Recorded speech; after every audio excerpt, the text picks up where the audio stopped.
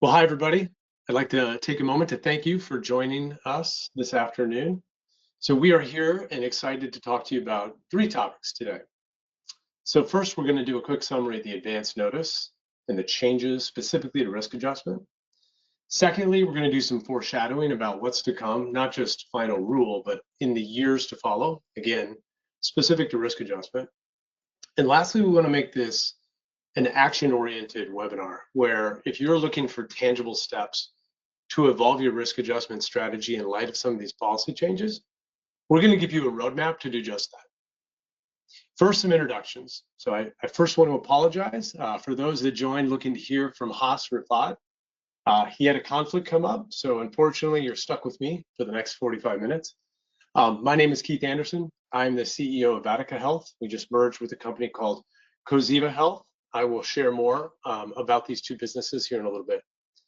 I'm joined today with my colleagues from Capstone. So David Moeller is the Vice President and Grace Totman is Managing Director at Capstone. So here's what we're going to do today. We have about 30 minutes of actual content, which we're going to go through. And then we're going to turn it over to Q&A. So you can put your questions into the chat, and the last 15 minutes we'll dedicate to answering as many as we can. All right, with that, David, Grace, you guys ready to get going? Because if so, Grace, you can take it over. Let's do it.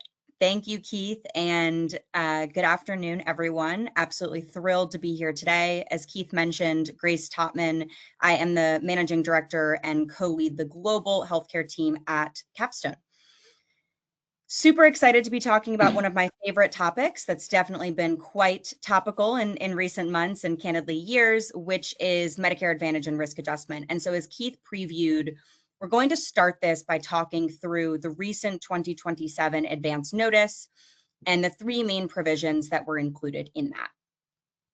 The first, which we will spend the least amount of time on, as I'm sure everyone on this call is acutely aware, was a lower than anticipated effective growth rate, which is just what changes the underlying benchmark payments for payers. The effective growth rate came in at just around 4.97%, so just under 5%.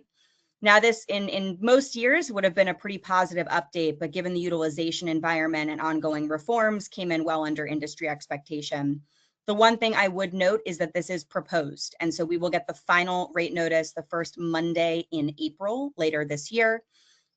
Previously, prior to last year, the update between proposed and final was around 85 basis points. Last year was a record-setting 300 basis point lift from proposed to final. This year, we think it'll be somewhere between those two, predominantly due to the inclusion of full year 2025 data in that underlying cost trend. The second provision was a reweighting of the HCCs that are used to calculate risk adjustment. CMS has proposed to reweight the HCC data that is used from 2018 and 2019 to 2023 and 2024. This should be benign on its own. However, the reweighting resulted in the reduction of several highly prevalent HCCs, which comes, of course, on the back of V28, which is finishing up finalization this year. And so, for example, codes like obesity and diabetes are being cut in addition to the cuts that they already saw under V28. The final provision, which we'll spend, I think, the bulk of our time talking about here, is really the chart linkage requirements. And so CMS is proposing to eliminate chart review diagnoses from risk adjustment when they are not linked to an encounter data record. And this would essentially mean that payers must use chart reviews with diagnoses linked to patient care and really clinical care. We're going to talk more about that. This is something that CMS has been trending towards for several years, and this was them, I think, finally moving forward this provision. On the bottom here, we've noted kind of the projected change to total MA payments. Though I would note, as you are all acutely aware, there will be significant variation based on payer size, geography, risk adjustment exposure, and sophistication in risk adjustment. And just like with some of the V28 changes, I think how you all respond to some of these reforms is going to dictate the ultimate impact and whether or not risk adjustment scores are cut, by how much, and when. So those are the three main provisions. If we can jump to the next materials, I'd love to jump in just very briefly. I know, again, you all are very aware, but on that second point on the HCC data, a few quantitative points here. You can see diabetes being cut by 7% on top of the 45% hit from V28, substance use disorder also getting hit, for heart failure, and transplant status. And I think all of this is part of a broader trend of CMS signaling that they would like to pay payers based on care that is being furnished, as opposed to care that we would expect or care that we would predict. Transplant status is such a great proxy for that, right? CMS believes, and they talk about this, that payers should not be getting payment purely because someone is post-transplant, that it really does need to be connected to patient care and clinical encounters. And it all goes back to, again, what they're doing on the chart linkage. So with that, we can jump into some of the chart linkage provisions, that third bucket that I mentioned, and I'm going to pass the floor over to my colleague, David Muller, who spends too much of his time in chart linkage and some of those provisions. David, the floor is yours. Absolutely. Thank you, Grace. And Keith, thank you for having us on, echoing Grace's thanks for the opportunity to discuss this. The best way to likely describe the very simple understanding of what the chart linkage provision is doing is through what I'll call an operational framework. When a provider at the point of care sees a member for, let's say, an annual wellness visit, they will then bill you all the plan. And this will sound, of course, quite familiar to you all in the room, but it's an important framework for how CMS is not only thinking about this provision specifically, but the trend towards patient care that Grace was mentioning, patient-centric risk adjustment that we'll likely see in the future. At that point of care, as I'm sure you're all aware, relevant diagnoses, although noted in the clinical notes, can oftentimes not be recorded. Now, that claim from the provider would then route to the payer, in this instance in MA, and then that claim would then be submitted to CMS, likely not encapsulating the entirety of the HCCs that might actually be applicable to that beneficiary. Once that claim is within CMS's system, the encounter data system, it's given something called an ICN, really an internal control number or identifier for CMS within that system. Now, in order to capture those HCCs that were missed in the provider visit, CMS does and will continue to allow, under this provision, the capture of those HCCs by the payers via a retrospective chart pull. So using a retrieval vendor in certain instances to go back and look for things the clinicians might have missed from a coding element. The key of this provision comes from what is then required for that retrospective submission, which is that you all as the payers must then link, quote unquote, whatever retrospective submission happens to the ICN that exists within CMS's system in order to be reimbursed. Said another way, if retrospective chart retrievals are not then linked to an ICN, they will not result in increases to capitated payment. Now, this does two things. One, it puts an increase on emphasis on linkage to existing ICNs. It also increases the weight or significance of that initial EDR record, pushing towards really physician-led risk adjustment in the space, which is in line with CMS's overall goal for the program. And if we move to this next slide, I think it's easy to see that over the past decade, CMS has been signaling that they want this physician-led risk adjustment as opposed to more classical retrospective. And the two ways to frame that are increases to risk adjustment changes in both magnitude and frequency. If you look over the decade from 2014 through 2023, aside from the transfer from the RAP system to the encounter data system, and then a few changes to risk model that did not have the same significance as V28, it was largely a more benign environment for risk adjustment. As you get closer to 2020 and beyond, you have increasing Office of Inspector General or OIG reports focused on retrospective chart reviews specifically, and then the V28 risk model, which was, as you all know, a pretty large change to the system. Now, as that frequency and magnitude is increased, as we look out towards 2027, not only does the advance notice signal that this is an area that's on top of CMS's mind, but the 2027 policy and technical changes rule, the other MA rulemaking for the year, includes a very broad sweeping RFI that likely introduces future rulemaking cycles in 2028 and 2029 that will have a similar thought stream throughout them. Grace, with that, I'll turn it back over to you.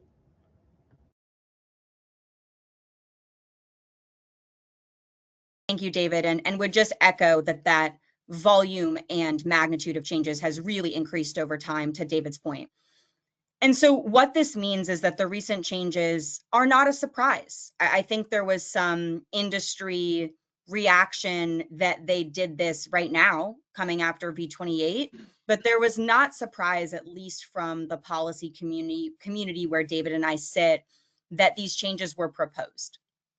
And that's because we've seen a really consistent push by CMS towards those physician-led, really clinical-based risk adjustment solutions. A few things that CMS has indicated time and time again. The first is that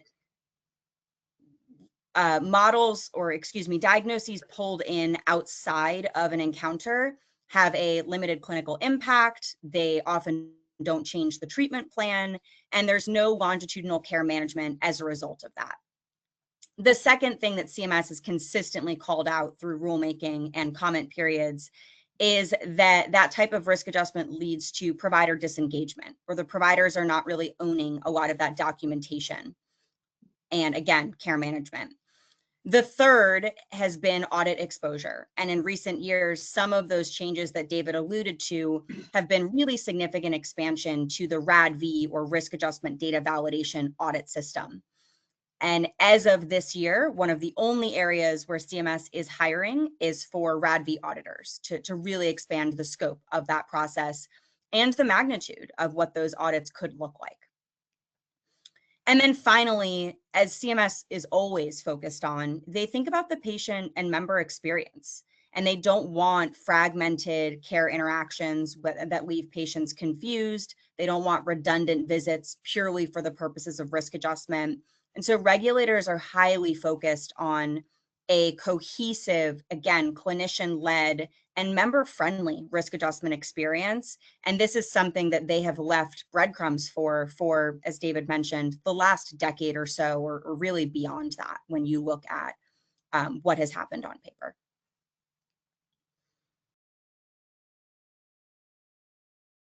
So with that, we can jump ahead to what's next. We've alluded to this a bit, but we do expect additional changes through rulemaking. So there is an expectation from Capstone and other DC folks that many, if not all, of the advance notice changes are upheld through the final. Beyond getting a modest boost to the effective growth rate, it is largely industry's expectation that you will see finalization of these provisions, including that chart linkage provision that we've been focusing on. You did have the recent RFI that David mentioned from last year that focused heavily on risk adjustment. We expect additional changes to come out of that, likely not until 2028 or beyond, given the magnitude of changes they'd be considering. And look for potential additional changes on risk adjustment. It's an area that Congress continues to be focused on, in addition to the administration via CMS.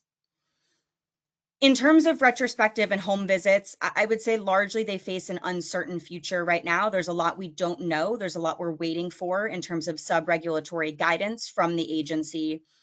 But I think what's more important is what we do know, which is that there is a clear support from this administration, but candidly from all administrations and regulators, regardless of political party, for physician-led risk adjustment. And so we expect a continued push into that area, supported by ongoing and more frequent changes to the underlying risk adjustment system. With that, I have said a ton of policy-related information, and I know you all likely want to head towards more practical and operational things. So Keith, I would love to turn the floor back over to you to really help some of our listeners take away some action insights from this. Yeah, that'd be great. Thank you. So thank you, David, and thank you, Grace. So if you take away anything from what David and Grace just talked about, it's certainly that legacy models of risk adjustment face uncertain futures, right?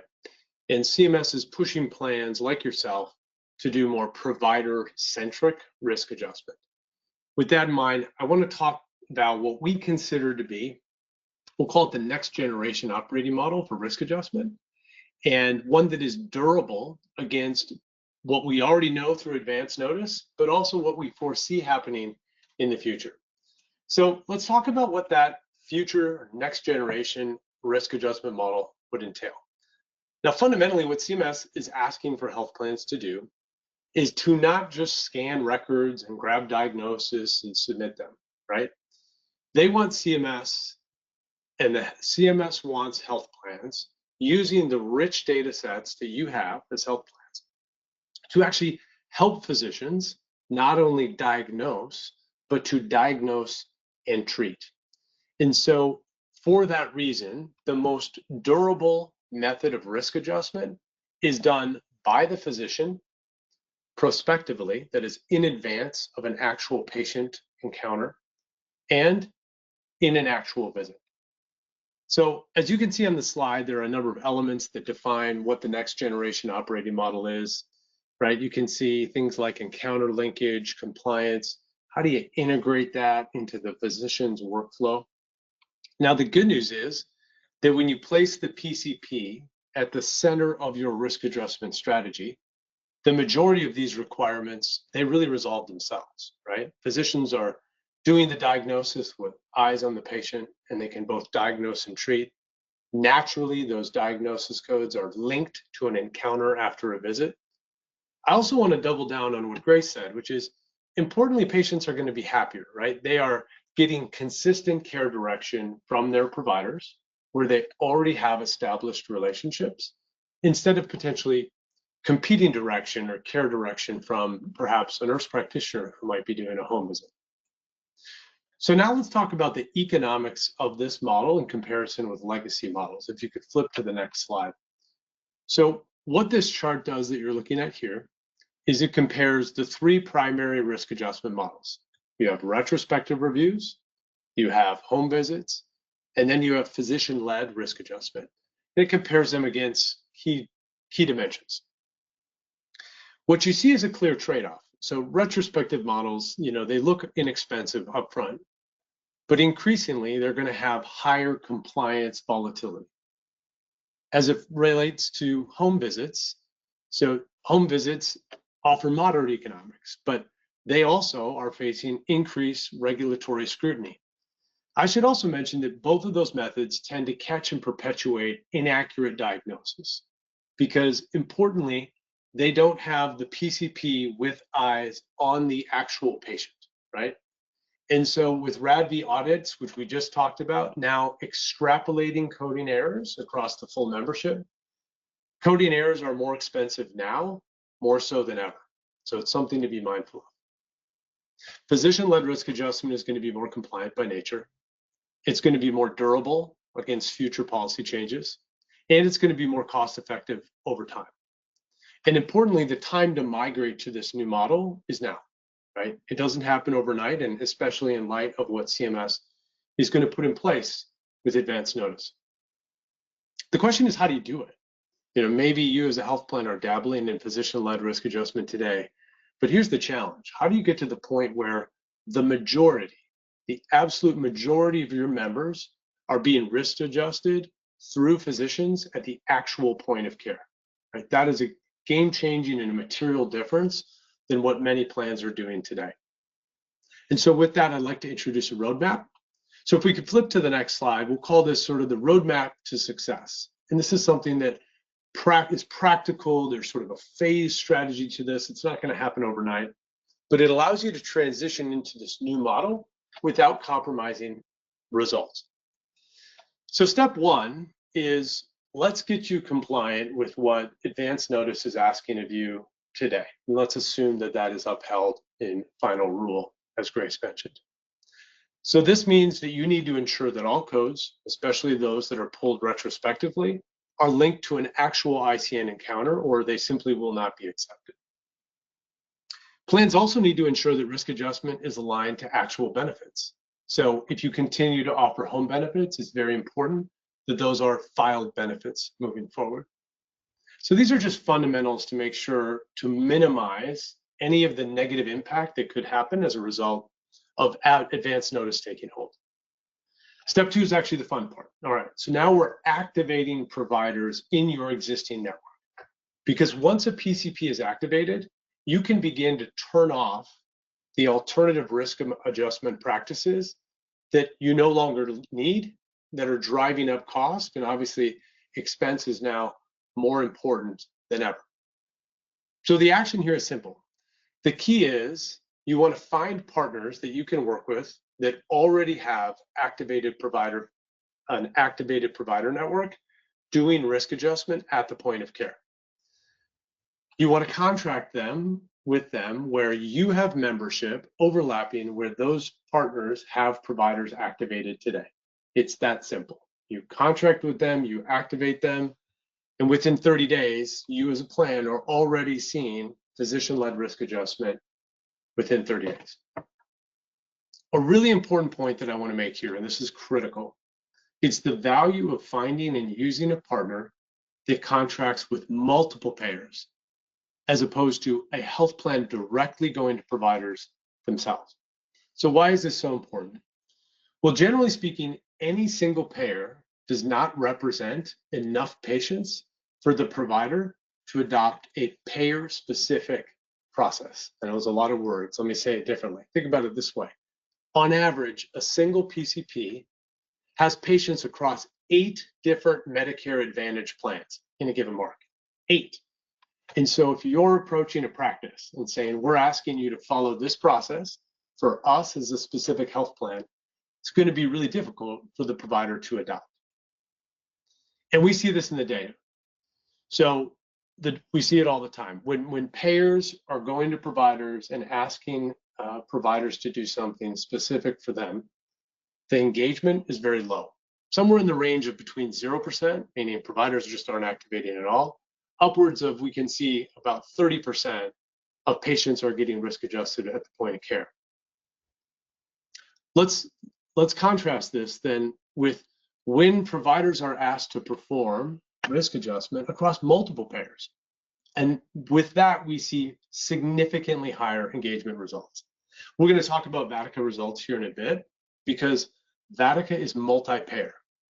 And because of that, you can expect over 80% of your patients or your members being seen by that provider are going to get risk adjusted. And once you reach that level of engagement as a health plan, you can feel confident discontinuing the other risk adjustment processes you have today that can drive up expense. But engagement is critical.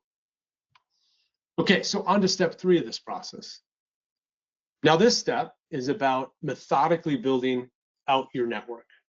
You can work with that same multi-payer partner to activate providers in your network. So this is where you're looking at, where is my membership going today, where it's important that I get my providers activated in the network.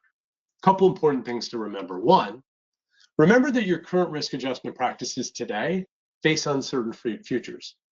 So when you're looking at your network and you're thinking, where do I want to get my providers activated? Frankly, any provider that has decent membership of yours attributed to them should be targeted. The second tip here is to consider contractual requirements and incentives when building out the network. So network negotiations are a really good time to introduce collaboration opportunities with your largest physician practices, like transitioning to physician-led risk adjustment. So the key takeaway of this slide is this. There are multiple steps to this transition roadmap, but you don't need to compromise value as you transition from what you may be doing today to truly physician-led, where the majority of your members are receiving risk adjustment through the provider. The plans that lead with physician-led risk adjustment today, they're in great shape and they're performing very well. And you can too, but the key is the time is now to start evolving to this new model.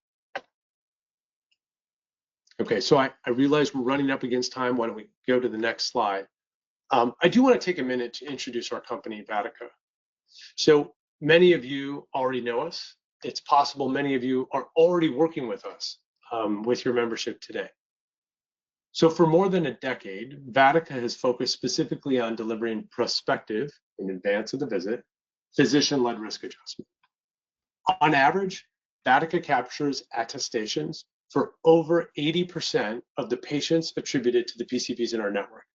That is going to be way more than you can get with home visits, and is certainly going to be more accurate and compliant than retro reviews. So the question is, what's the key to Vatica's success? Well, there's a couple things. One, Vatica is multi-payer. Generally, we're walking into a provider office representing more payers, therefore more attributed members for that provider, which makes it more attractive for them to get engaged. And two, we have clinicians on staff that quote unquote do the work. Remember, providers face an immense workload and are overburdened with tasks to do. And so we at Vatica bring the workforce that can help them do the work, which allows them to focus more on patient care and not risk adjustment. So if you're joining this webinar and you're looking for a partner to help you build out your network, or if you're already an existing partner that uses Vatica today, but you're interested in flipping from retrospective or legacy models where physician-led risk adjustment is really the primary strategy, we are certainly happy to work with you and help you wherever you are on that journey. So as we close, I want to sort of step back and connect the dots here. As Grace said, CMS is not making sudden changes here. They've been signaling this shift for nearly a decade. The 2027 changes are simply the next step in a long, consistent move towards physician-led risk adjustment. And we don't see the regulatory pressure on retrospective models going away. Now, we believe the plans that remain dependent on those legacy models are going to lose a step in terms of performance. And to us, the path forward is absolutely clear. Activate your physician network and align documentation with actual care delivery. That is what CMS is asking plans to do. So on behalf of Vatica and Capstone, on behalf of both of us, we're certainly happy to help you on your journey, wherever that aligns, wherever you are on that journey, and talking through strategy. Just consider us all in. We want to thank you for joining the webinar so far. And now we can turn it over to questions. Before I do that, we're going to pull in Steve Zuckerman, a strategic advisor to Vatica Health. And Steve, why don't you load up questions and you can fire them away. Sure.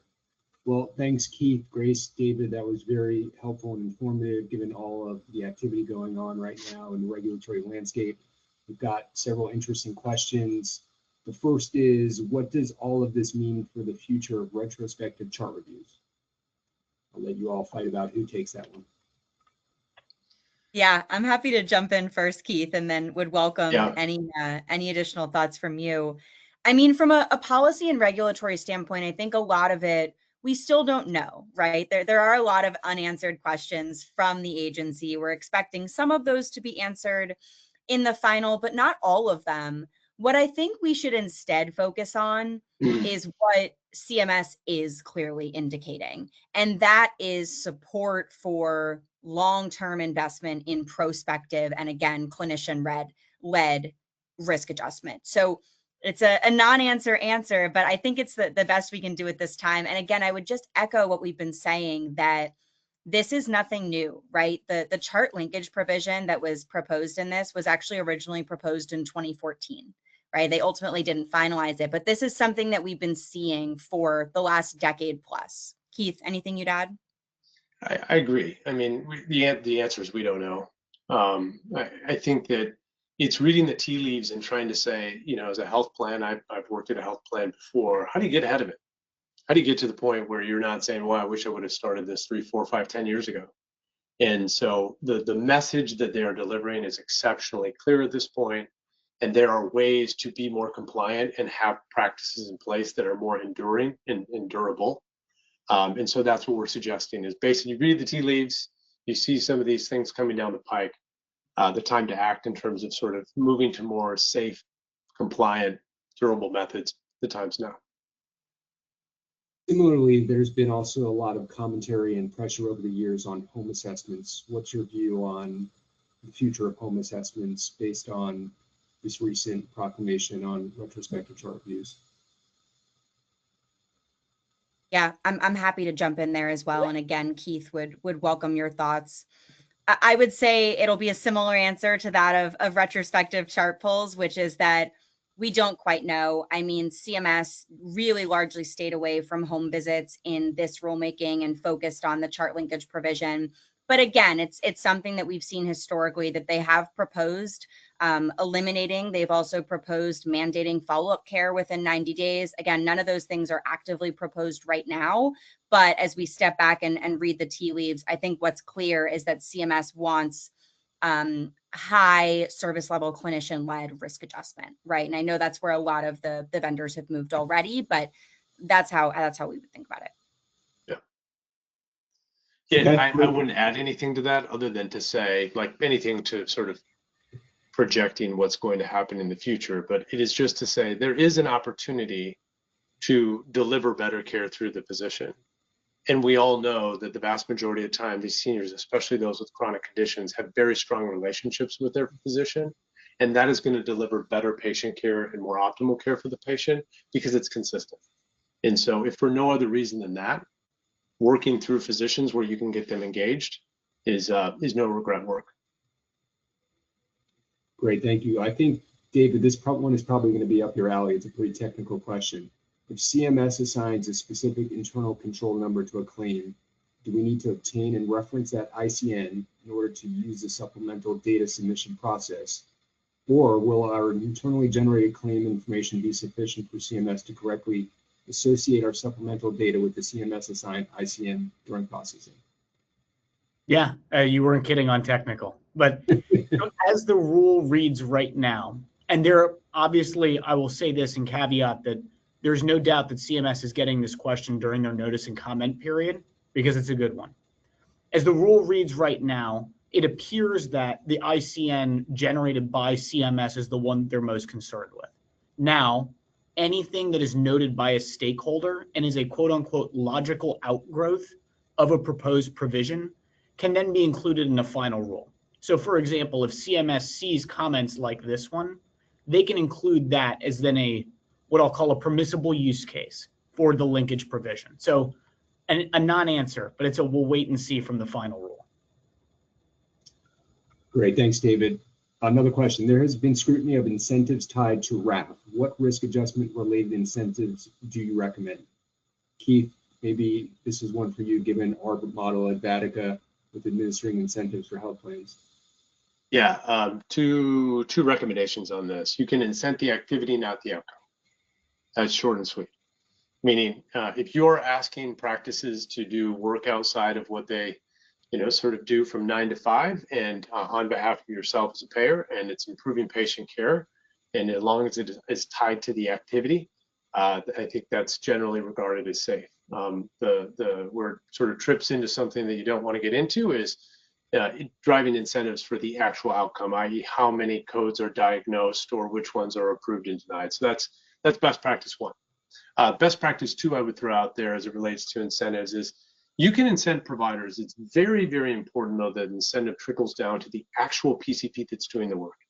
Too often we see incentives that are held at the top of the house with the practice and then the physicians don't engage. So that's a very important part of the process, which too infrequently is even asked and mandated, but you're going to see a lot more physician engagement if the doctor or the physician staff that is doing the work is participating in the incentive.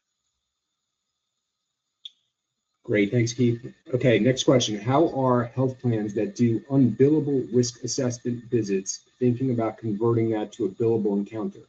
You mentioned adding home visits as a benefit, but I think that has to have a medical necessity apart from risk adjustment. Anybody want to tackle that one? Well, I can't speak to it in a technical way. I know that plans do file it as a benefit and effectively file a $0 claim after the home visit. So I know that is common. And I know there is a precedent set. Beyond that, I don't have much unless David or Grace, you guys would add. No, the only thing I would add is, again, I hate to sound like a broken record, but this is something that CMS very briefly touched on in the 2027 policy and technical changes rule, but really did not flesh out this idea that you would need to be doing risk adjustment through a defined benefit, right? So you need to be adding a benefit. I think it's something that, again, we expect industry. We've gotten a lot of questions here. Obviously, you all are asking the right questions. We expect CMS to have to address this in the final if they are planning on changing anything here. Speaking of the final, another question, maybe Grace, for you to tackle is, in your opinion, will CMS follow through with most or all of these proposals? Is there a chance of a change of direction? It's a great question. And I'll say at the top that, as I mentioned before, our expectation is that this is largely finalized as proposed with maybe some minor modifications. I will quickly tick through the three provisions. The first, on effective growth rate, that's probably the area where we see the most likelihood of change. A, from organic, just adding that Q4 of full year 2025 data should bump the EGR based on utilization trends. But B, as you've probably seen in the headlines in the last 48 hours even, the lobbying push is really ramping up to try and get those growth rates to be higher. So I think that's where you see the most change. On the HCC reweighting, I find it politically difficult to argue against using more recent data. I think that's going to be a tough one to walk back. And then on the chart linkage provision, again, I think this is where CMS has been wanting to go, and the tea leaves tell us this is not something that came out of nowhere. So we do expect both of those provisions to be finalized. I think the only thing I could potentially see if there are changes is maybe a delay or a phase in, as you saw with V28, but I would put that as a low likelihood scenario. Great, thanks. We have a question about how this may impact the ACA market, particularly with large shift toward bronze metallic plans. Any thoughts on that? Yeah, David, you want to take this one? I don't think it should in terms of how different the risk adjustment system is, but. I would agree. I just think from an order of magnitude perspective, when you compare MA risk adjustment to what ACA risk adjustment is, albeit very important for the plans themselves, the goal here, or the stated goal of the agency, and especially some of those administration officials in the wake of the rule, is to ensure that for those codes that are really meant to increase the immediate capitated dollar amount for the beneficiary, that those are being tied to a physician-led care experience. And so in this rulemaking, their focus in all of this is MA and that physician-led, really clinically based risk adjustment episode. Yeah, I think the fact that ACA risk adjustment is budget neutral really limits the regulatory scrutiny versus so much of the focus in Medicare Advantage has really been on some of the perceived gamesmanship that, Keith kind of alluded to. You don't have the same dynamics in ACA. But agree with David, across the board, I think in all markets, you're going to see a continued push into physician-led. So providers are really busy with patient care and various administrative tasks. Clearly, they have lots going on. How do you actually get providers to do risk adjustment at the point of care, assuming we all agree with the premise that provider-centric risk adjustment is the appropriate and best way to accomplish risk adjustment? How do you think about that? Yeah, I can jump in and take that one. I mean, I think the short answer to this is that every practice is different. Right, a uniform, this is how it's going to work is probably dead on arrival. So I think options are important. I will say submitting data and hoping for the best is not a good strategy either. In other words, just saying, here are my suspect HCC codes. I'm going to put it into the EMR and hope a physician looks at it. Again, not a good strategy. The data needs to be in the workflow. So not a deviation from what the physician or the practice is doing on a day-to-day basis. The data must be accurate. So one of the things we hear a lot about is, some AI tool, producing 16 suspects for a patient and only 4 are accurate. You're going to lose the trust of the physician quickly if you are not curating that list.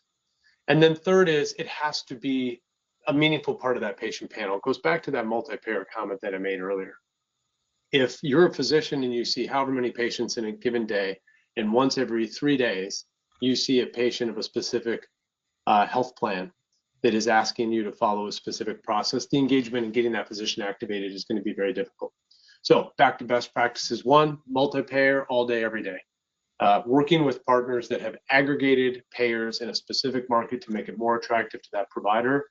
Number one strategy you can do. Number two, meaningful incentives that fall all the way down to the physician that is doing the work.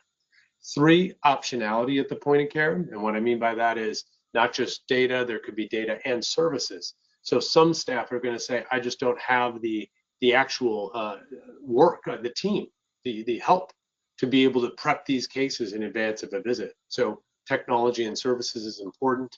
And then lastly, as I mentioned, embedding it into the workflow. So not as an aside, but can you make it embedded into the EMR so that it's not a major deviation for the physician in their sort of care path, their logical sort of process flow.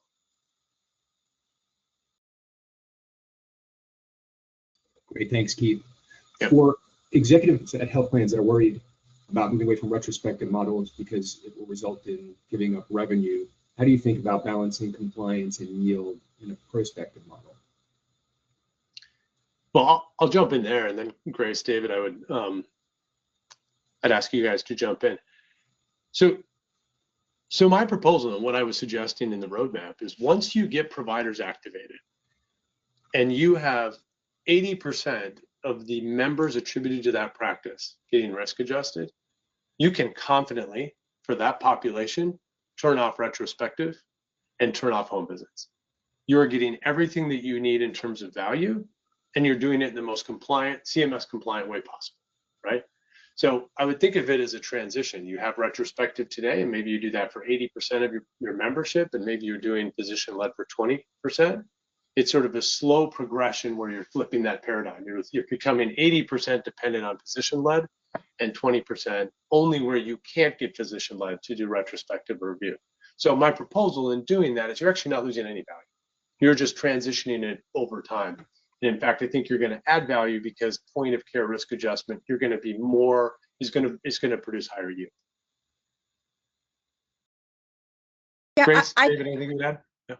No, I mean, I completely agree. I mean, I wouldn't think of it as an all or nothing strategy, right? I think there's going to need to continue to be kind of a 360 risk adjustment approach, but agree with everything you said is just look at what CMS, the government is kind of saying that the direction they want to head in, and think about, where insulated sources of risk adjustment are, whether it's audits, whether it's, continued regulatory pressure, continued versions of like V28, right? We will get V30. It's a matter of time. So that's what I would say is kind of think about those things on a holistic risk adjustment view.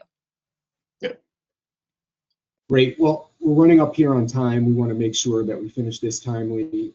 Keith, Grace, David, thank you for a very informative webinar. We've got Keith and Grace's email here on the screen. In case you have questions that we didn't get to, please feel free to reach out to them directly. We really appreciate everybody's participation here today. Hopefully it was useful and helpful.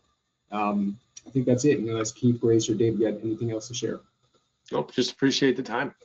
Thank you. Echo that. Thank you all. And thank you, Keith and team. Thanks, everyone. All right.